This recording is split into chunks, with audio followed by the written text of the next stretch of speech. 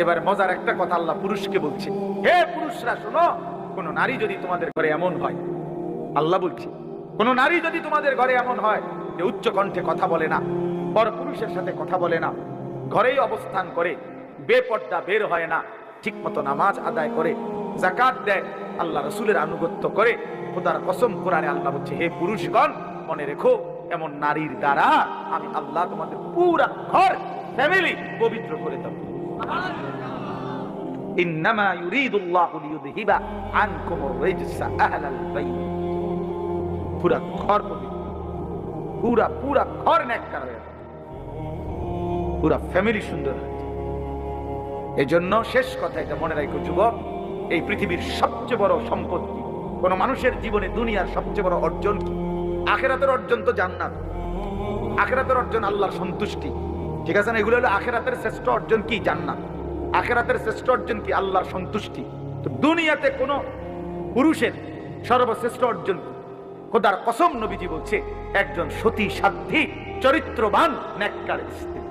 100 কোটি টাকা না, হাজার লক্ষ মিলিয়ন বিলিয়ন ডলার, 100 তালা ভবন, 50টা 100টা গাড়ি, সারা পৃথিবীর অনেক জমি জায়গা, অনেক বাড়ি, অনেক বাজার, অনেক ব্যবসা, অনেক টাকা পয়সার চাইতে একজন পুরুষের জীবনের সবচেয়ে বড় অর্জন, উপার্জন তার একজন পবিত্র স্ত্রী, হালাল স্ত্রী, নেককার বিবি, চরিত্রবান বিবি। আল মারআতু সালিহা, সালিহা, আল্লাহ নবী সাল্লাল্লাহু আলাইহি ওয়াসাল্লাম বলেছেন। এজন্য বেহায়া নারী, বেপর্দা নারী কোন পুরুষের জন্য, কোন ঘরের জন্য, কোন সমাজের জন্য লানত, অভিশাপ, অভিশাপ, অভিশাপ।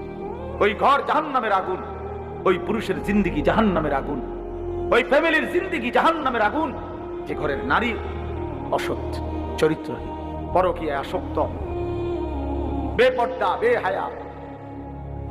আল্লাহ তাআলা আমাদেরকে হেফাজত করেন। তাহলে মোট কি কথা হলো? শেষ 1 নাম্বার কথা হলো এটা যে মৃত্যু আমাদেরকে প্রতিনিয়ত আসতেছে, আসবে, আর মৃত্যু এসে আমাদের জীবনের সব স্পন্দন স্তব্ধ করে দিবে। এটা আমি প্রথম বলছিলাম কিনা?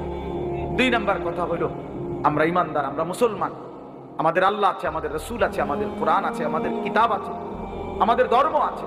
আমরা কেন নষ্ট হব? আমরা চরিত্রহীন হব কেন? আমরা নাফরমান হব কেন? কোরআনুল কারীমের মধ্যে আল্লাহ তাআলা বলছেন, আফাহাসিবতুম আন্নামা খালাকনাকুম আবাসান। আমার বান্দারা, তোমরা কি এই ভেবেছো যে আমি আল্লাহ তোমাদেরকে অনর্থক বানিয়েছি? কিভাবে ভাবো? আমি আল্লাহ তাআলা এত বড় সৃষ্টি জগৎ দিয়ে তোমাকে লালন পালন করছি উদ্দেশ্যহীন, রং তামাশা, খেল তামাশা, তুমি তোমার মন মতো চলবা, খাইবা, ঘুমাইবা, ফুর্তি করবা, এই জন্যই বানাইছি না? এটা কোনো কথা হইল? এটা তো কোনো সামান্যতম যুক্তিতেও ধরে না। এবং আল্লাহ বলেন, ওয়ান্নাকুম ইলাইনা লা তুরজাউন। তোমরা কি এই ভেবেছো যে তোমাদেরকে আমি আল্লাহর কাছে ফেরত আসতে হবে না? কি মনে করছো? তোমার ছেড়ে দিছি আমি একদম, তুমি আমার বাঁধন থেকে মুক্ত? না না, আল্লাহ তাআলা বলেন, ইলা রাব্বিকা মুনতাহা। তোমার রবের নিকটেই তোমার শেষ ঠিকানা, তোমার শেষ সমাপ্তি তোমার রবের কাছে। ইলা রাব্বিকা ইয়াউমা ইদিনিল মুস্তাকার। আল্লাহ বলেন, তোমার রব আল্লাহর নিকটেই তোমার প্রত্যাবর্তন স্থল। ইলাইহি তুরজাউন, আল্লাহর নিকটেই তোমরা ফিরে আসবে। ইলাইয়াল মাসির, আল্লাহ বলেন আমার নিকটেই তোমাদেরকে প্রত্যাবর্তন করতে হবে। ইলাল্লাহি মারজিউকুম জামিআ, আল্লাহর নিকটেই তোমাদের সকলের প্রত্যাবর্তন স্থল। তুরাদ্দুনা ইলা আলিমিল গায়বি ওয়াশ শাহাদা, প্রকাশ্য এবং গোপন সব কিছু জানেন সেই মহান সত্তা আল্লাহর নিকটেই তোমাদেরকে ফেরত আনা হবে। এইভাবে আল্লাহ তাআলা একটা আয়াত, অগণিত আয়াতের মধ্যে এই কথা বলছে, বান্দা তোমার আমি ছেড়ে দেইনি, তুমি লাগাম ছাড়া না, তুমি মুক্ত না, স্বাধীন না, তুমি আমি আল্লাহর হুকুমের অধীন, তুমি আমার সিদ্ধান্তের অধীন। আমার ফয়সালা ছাড়া তোমার জিন্দেগির একটা হাত পাও, একটা নিঃশ্বাসও আসা যাওয়া করে না। আল্লাহর নবী সাল্লাল্লাহু আলাইহি সাল্লাম বলেছেন, মানুষের প্রতিটা নিঃশ্বাস ভিতরে ঢোকে, বের হয়, তো আল্লাহ তাআলার কাছ থেকে অনুমতি নিয়ে ঢোকে, অনুমতি নিয়ে বের, আলাদা আলাদা, প্রত্যেকবারই আলাদা আলাদা অনুমতি নেয়, অনুমতি নিয়েই ঢোকে, অনুমতি নিয়েই বের হয়। তাহলে আমাদের এক প্রতিটি নিঃশ্বাস আমার আয়ত্তে না, আল্লাহ তাআলার হুকুমের অধীন, হুকুমের অধীন। এই জন্য কোরআন শরীফে আছে, মক্কাবাসী নবীজির কাছে জানতে চাইছে যে মুহাম্মদ বলো তো রূহ কি জিনিস। আমরা বলি না ওনার রূহের মাগফিরাত, ওনার রূহ চলে গেছে। এই রূহ কি, কি চলে গেছে? গোশত পড়ে গেছে নাকি নাক পড়ে গেছে, না কান পড়ে গেছে, না আড্ডি পড়ে গেছে? কি রূহ চলে গেছে মানে কি? লোকটা মৃত্যুবরণ করছে মানে কি? রূহ কি? আমাদের তো হাত একটা বুঝা দেয়, এই যে হাত, এই যে নাক, এই যে চোখ, এই যে কান, তো রূহটা কি? এটাকে হাড্ডি না গোশত না হাত না পাও? তো আল্লাহ তাআলা উত্তর দিছে, কুলির রূহু মিন আমরি রাব্বি। শোনো নবী বলে দেন আপনি বন্ধু যে পৃথিবীবাসী শোনো, রূহ হচ্ছে আল্লাহ তাআলার হুকুম। এইটাই আল্লাহ তাআলার একটা হুকুম, অদৃশ্য, এটার নামই হচ্ছে রূহ। আল্লাহর হুকুম হচ্ছে তো সব মেশিন চলতেছে, আল্লাহর হুকুম হচ্ছে এক সেকেন্ডে সব স্তব্ধ, একই মুহূর্তে আর হাতও নড়ে না, পাও নড়ে, রূহ চলে গেছে। এবার আর জিহ্বারও কোনো স্বাদ নাই, কানেরও কোনো শ্রবণ শক্তি নেই। এমনি তো মানুষ অসুস্থ হইলে সব অঙ্গ একসাথে অচল হয়ে যায়, ধীরে ধীরে দুর্বল হয়, কিন্তু রূহ চলে গেছে, সবকিছু একই মুহূর্তে, একই সেকেন্ডে, এক পলকে সব। এবার আর লোকটা হাসেও না, কাঁদেও না, হাঁটেও না, বসেও না, হাতও নাড়ে না, পাও নাড়ে, চোখও খোলে না, জিহ্বাও খোলে না, আর কোনো কিছুর স্বাদও তার নাই।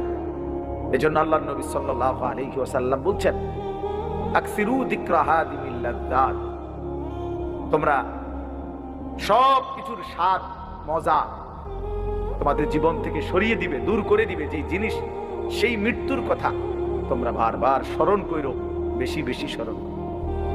মৃত্যু তোমার সব সুখ, সব আনন্দ, সব প্ল্যান, সব পরিকল্পনা, সব স্বাদ, সব মজা, সব ইচ্ছা আকাঙ্ক্ষা, সব একসাথে স্তব্ধ করে, স্তব্ধ করে দিবে।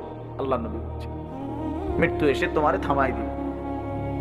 কুল ইন্নাল মাউতাল্লাযী তাফিরুনা মিনহু ফাইন্নাহু মুলাকীকুম। আল্লাহ বলেন, হে নবী আপনি বলেন, মৃত্যু থেকে তোমরা যেখানেই পলায়ন করো না কেন, সে নিজেই তোমাদের সাথে সাক্ষাৎ করবে, মৃত্যু নিজেই তোমার সাথে দেখা করবে, তুমি বলতে হবে না। লিকুল্লি উম্মাতিন আজাল, আল্লাহ তাআলা বলে প্রত্যেকটি জাতি গোষ্ঠীর, প্রতিটি ব্যক্তি সম্প্রদায় গোষ্ঠীর মৃত্যুর সময় নির্ধারিত। ফাইদা জাআ আজালুহু, যখনই মৃত্যুর সময় আসবে, লা ইস্তাখিরুনা সাআতাও ওয়া লা ইস্তাকদিমুন, এক সেকেন্ডও আর দেরি করবে না, আগেও আসবে না। এজন্য প্রিয় যুবক, মনে করো না তুমি বৃদ্ধ হবা না। অমিনকুম মান ইউতাওয়াফা মিন ক্বাবল, আল্লাহ বলেন আমি বহু লোককেই বৃদ্ধ অবস্থায় পৌঁছবার আগেই মৃত্যু দিয়ে থাকি। কোরআন শরীফের আয়াত, অমিনকুম মান ইউরাদ্দু ইলা আরযালিল উমর, আর অনেককেই আমি আল্লাহ তাআলা চূড়ান্ত বৃদ্ধ পর্যন্ত পৌঁছিয়ে দেব। সবাইকে আমি বৃদ্ধ বানাই না, জন্মিলে বুড়া হয় না, জন্মিলে মরিতে হয়, জন্মিলে মরিতে হয়, জন্মিলে বুড়া হইতে হয়, জন্মিলে বুড়া হইতে হয়, বুড়া হইবার আগেও মৃত্যু হয়, শিশু কিশোর নওজোয়ানেরও মৃত্যু হয়। ইন্না যারআ কাদ তুদরিকুল আহাতু ক্বাবলা আন ইয়াবলুগা। হযরত হাসান বসরি রাহমাতুল্লাহ আলাইহি বলেন, হে যুবক মনে রেখো, অসংখ্য ফুল, অসংখ্য ফসল পাকবার আগে আগেই পরিপক্ক, পাকবার আগে, কাটবার আগে আগেই ঝরে যায়, ঝরে যায়। সব ফুল ফল হয় না, সব ফল পাকে না, পাকে না। যে পরিমাণ আমের মুকুল বাইর হয় ওই পরিমাণ আম হয়, এর আগেই অসংখ্য ফুল ঝরে যায়। যতগুলো আম ছোট ছোট হয়, ততগুলো আম পাকা পর্যন্ত বড় হয়, পাকে অল্প কয়টা, ঝরেই যায় বেশি, ঝরে যায় বেশি। এজন্য ইমাম আল্লামা ইবনুল জাওজি রাহমাতুল্লাহ আলাইহি একজন বড় বুজুর্গ ছিলেন, উনি বলছিলেন, হে যুবক তুমি তোমার মহল্লায়, তোমার পরিবারে, তোমার এলাকায় তুমি হিসাব করে দেখো তোমার বয়সী যুবক কয়জন আর এর সাথে আনুপাতিক হারে বৃদ্ধ কয়জন। দেখবা যুবকই বেশি, বৃদ্ধ কম। অথচ আনুপাতিক হারে কাছাকাছি থাকার কথা।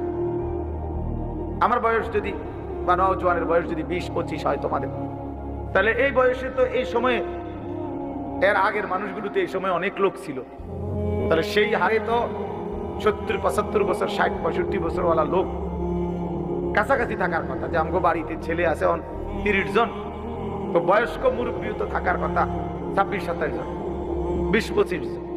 কিন্তু সবাই বলে যে হুজুর এই চাচাই আর শেষ মুরব্বী, আর এই খালাই আর শেষ মুরব্বী, আর নাই পুরা বাড়ি। এরকম 2 জন একজনের হিসাব দেয়। তাহলে বোঝা গেল বয়স্ক লোকের হিসাবে আসে বয়স্ক কম, কিশোর নওজোয়ানি বেশি। তাহলে এই বেশি তো সবসময় বেশি। আজকে 3 বছর আইয়া পোলা পানি বাইরে গেছে, এর আগে সব বুড়াই আছিল, এমন কথা বোঝেন নাই কথা। এটা তো একটা আনুপাতিক হার, সবসময় একটা ধারাবাহিকতা আছে। তাইলে এই হিসাবে যে পরিমাণ নওজোয়ান, কিশোর, যুবক একটা বাড়িতে, একটা মহল্লায়, একটা পাড়ায়, ওর কাছাকাছি থাকবার কথা বুড়া মানুষ, অথচ ওর কাছাকাছি না, অনেক ব্যবধান। জওয়ান যদি থাকে 30 জন, বুড়া নাই 3 জন। কেন? তার মানে অধিকাংশ যুবকই বৃদ্ধ হওয়ার আগে আগে কবরে চলেছে।